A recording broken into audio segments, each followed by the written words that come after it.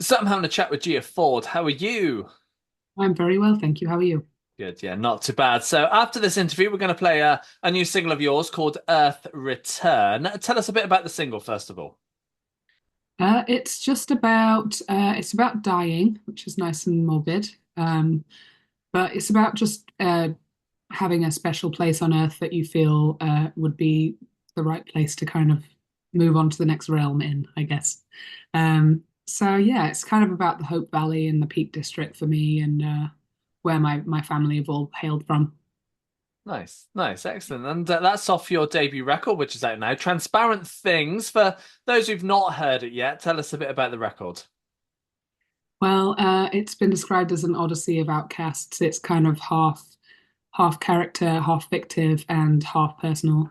But yeah, each character is kind of alienated from something or is an outcast of some sort. There's serial killers on there, there's a stalker on there, there's lots of nice morbid stuff, but also beautiful and sad and joyful stuff. So it's quite a world of its own. Yeah. Nice, nice. And the sound that you've made with this record, was it the plan to make that sound, or is it simply just how it turned out in the studio? I was quite open in the studio, so I think it was a little bit of the latter. It was kind of everyone's inspiration that was working on it. So Connor, my guitarist, he came to LA with me to record it, and so he's a massive Bowie fan. So there's a lots of Bowie stuff and Stone stuff, and then Tony, who produced it, is equally he Tony loves British music, so anything British he was into, so all the old stuff. Um, so I just kind of I let everyone in the room bring their world into it, and I wanted to see where it was taken in that respect, and not be too um, formal about it and rigid with my opinion of what it should have been. So yeah, a little bit of the latter. Yeah, nice. And I'm sure you wrote more than what made it onto this record. What happens to those now? Do you consider them again next time round, or are you just going to bin them off and start again, do you think? Um, I reckon I'll bin them off. I mean, you never know. There's certain things that are in there's demos that are in certain lights now that I just think, what the hell was I doing writing it like that?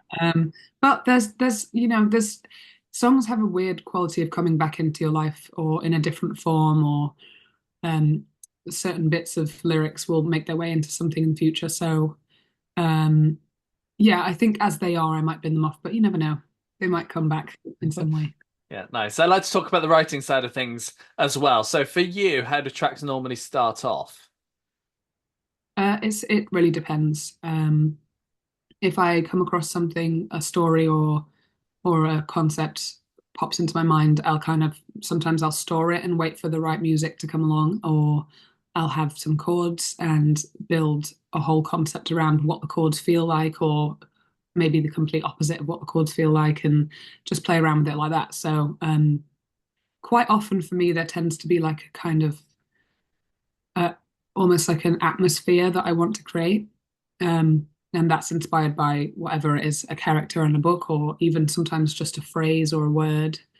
And yeah, my little song bell goes off, and I'm like, right, need to do a song about that. And if it comes to light, it comes to light. If not, whatever. Yeah. Yeah, yeah, absolutely. And you've been busy over the last few months, including now because you've been touring and are touring. How have the shows been for you so far?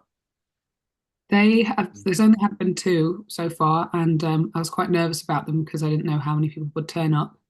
But people have turned up and we're singing along to the songs, and that was a big uh, check mark for me. I've never had a headline tour before, so it kind of took me a second to realize that they had come for me. So that was amazing, and I'm so happy to see them enjoying the music. And yeah, we're out again tomorrow, London in a church tomorrow, so that should be nice. Yeah. Yeah, I can well imagine. You did some in-store shows back in September as well around the release of the records. How do you cater your shows for the in-stores compared to this UK headline tour? Totally different. We did them all acoustic, just me and Connor, and we both had guitars, and he did some harmonies, and so it was quite stripped back. And then we also had to avoid quite a few songs because they are like, for instance, Buzzing on You from the record, which is one of my favorites, but it's like really, really keys heavy.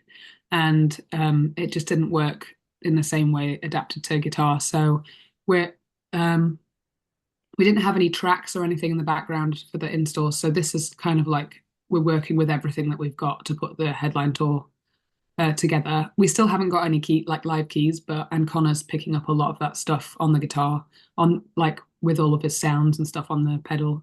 Um, so yeah, totally different, like Yeah. everything on this stuff. Yeah, nice. You've got a few days left on this headline tour. What are you doing after that? What's your plan for the rest of this year? I don't know really. I think, you know, it's so close to the end of the year. I think I might have a support slot, which I haven't announced yet because it's not 100% confirmed, but I think it will happen, which I'm really excited about early in December. And then I think I'm just going to wind down and, you know, carry on collecting new songs because I have the space to go into that mode again now.